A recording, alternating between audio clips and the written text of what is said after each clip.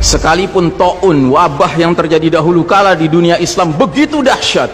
Anda tahu taun dulu kalau terjadi orang baru kena paginya ketularan bintil-bintil, sorenya meninggal, Pak. Kalau sekarang orang di swab positif, sekian belas hari dia isolasi mandiri, kemungkinannya dua, kemungkinan sembuh, kemungkinan mati. Persentasenya berapa? Sembuh 80%, Pak, mati 3%, kecil sekali. Bukan berarti kita menganggap ringan nyawa orang, tidak. Cuman saya ingin menggambarkan betapa taun dahulu lebih dahsyat daripada yang so-called pandemi, yang lebih cocok disebut plandemi ini. Direncanakan ini, Pak.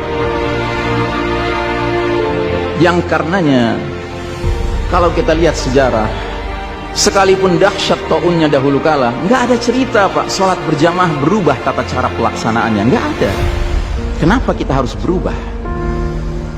Dan saudaraku rahimakumullah, kami cuma mengingatkan beberapa pesan dari Nabi SAW tentang sholat ini. Yang pertama, Nabi mengatakan, sallu kama ra'aitumuni usalli. Sholatlah kalian sebagaimana kalian melihat aku sholat. Ini sudah kata mati, Pak. Ini kunci, Pak. Kunci ini. Makanya para ulama fikih memutuskan nggak boleh dikerjakan sembarangan, nggak boleh. Apalagi setelah dia ada aturannya, terus kita berkreativitas menyangka itu lebih baik untuk keselamatan dunia kita, sementara kita tidak peduli dengan keselamatan akhirat kita. Nabi Muhammad SAW menyatakan, hari berbangkit nanti aku akan menunggu umatku di depan telagaku. Aku akan bisa membedakan siapa umatku, siapa yang bukan. Umatku adalah mereka yang wajahnya, tangannya, kakinya bercahaya bekas wudhu. Tapi ketahuilah, ada sejumlah orang wajahnya bercahaya, tangannya bercahaya, kakinya bercahaya. Aku panggil mereka, tapi dihalau sama malaikat, tidak boleh mendekat. Aku panggil lagi, tapi dihalau sama malaikat. Akhirnya malaikat menjelaskan, ya Muhammad, mereka telah merubah ajaranmu setelah engkau wafat. Kata Nabi selanjutnya, menjauhlah, menjauhlah. Nabi nggak mau dekat dengan orang yang berani-beraninya merubah tata cara ajarannya. Dan ajarannya yang paling pokok apa? Tauhid. Setelah tauhid apa? Salat. Dan ingat, salat adalah amal yang paling pertama yang akan diperiksa oleh Allah Ta'ala bagi setiap hambanya. Dan saudara rahimakumullah, saya ingin menyampaikan dua hadis lagi. Satu hadis dari Nabi, la tadaru furujatin lisyaitan. Jangan kalian biarkan celah-celah itu untuk syaitan. Ini Nabi Muhammad SAW yang berbicara, bukan Ihsan Tanjung. Kalau Ihsan Tanjung yang berbicara, Anda boleh tolak, Pak. Ini Nabi Muhammad SAW yang berbicara, yang kita baca salawatnya dengan harapan mendapatkan syafaatnya, dengan harapan boleh meminum air dari telaganya. Jadi kata Nabi apa? Jangan biarkan celah-celah itu menjadi tempatnya syaitan. Hari ini tidak sedikit masjid bahkan memuliakan syaitan, memberi tanda di mana syaitan hendaknya berada. Na'udzubillahi min dzalik. Mau jadi apa kita, Pak? Mau jadi umat seperti apa kita? Ini adalah simpul terakhir, saudaraku. Kalau sampai simpul terakhir ini kita relakan lepas, sudah tidak ada sisanya ajaran ini di muka bumi. Karenanya saudaraku rahimakumullah, bagi saya urusan sholat berjamaah dan tata caranya ini bukan urusan pilihan fikih, Pak. Ini urusannya adalah urusan dengan musuh Allah Ta'ala. Hadis yang terakhir, kata Nabi SAW, innal yahuda qad sami'u dinahum. Sesungguhnya Yahudi sudah bosan dengan agama mereka. Wa innahum qaumun hasadun. Dan mereka adalah kaum yang sangat hasad kepada kita umat Islam, terutama dalam 3 perkara. Satu, raddis salam.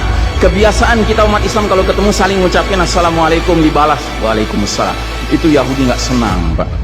Yahudi tidak senang melihat umat Islam berukhuwah Islamnya. Yahudi nggak senang umat Islam kalau ketemu saling bersedekah dengan senyum, makanya dibikin aturan begini, nggak kelihatan senyum kita. Yahudi nggak senang kita ketemu jabat tangan, rontok dosa-dosa. Maunya mereka begini saja jabatan tangannya.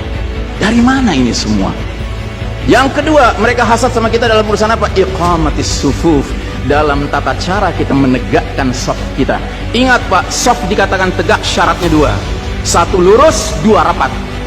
Bukan hanya lurus tapi renggang-renggang, atau rapat tapi meliuk-liuk. Tidak, harus dua-duanya lengkap. Sehingga Nabi sampai bertanya, kenapa kalian gak bersaf seperti malaikat di hadapan Allah?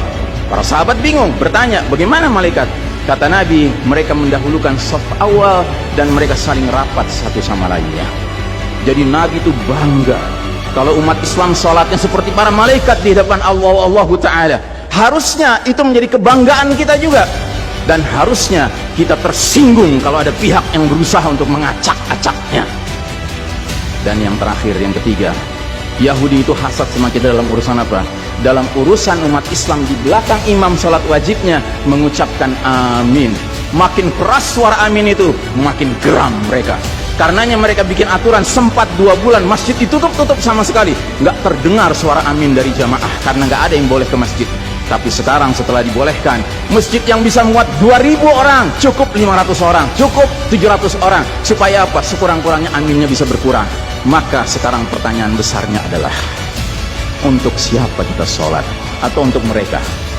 Inna sholati wa nusuki wa mahyaya wa mamati lillahi rabbil alamin.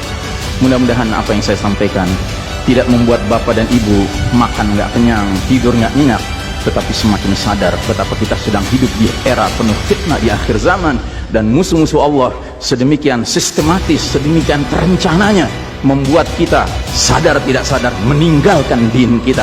Yang paling mengerikan kalau sampai sudah nggak ada perasaan lagi risau dengan ini semua. Karena apa? Nabi bersabda, siapa lihat kemungkaran ubah dengan tangan, nggak bisa dengan lisan, nggak bisa dalam hati. Dalam hati itu maknanya apa? Ingkari itu sebagai kebenaran, itu mungkar.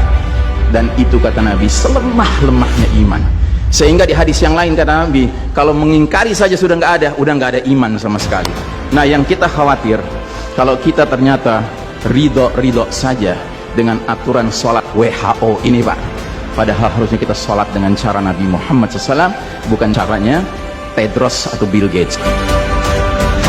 Kepada jamaah, inilah nasihat dari hati yang paling dalam kepada saudara-saudara yang saya cintai karena Allah, yang kita sama-sama bersolawat, kita sama-sama mengharapkan air dari telaga Nabi.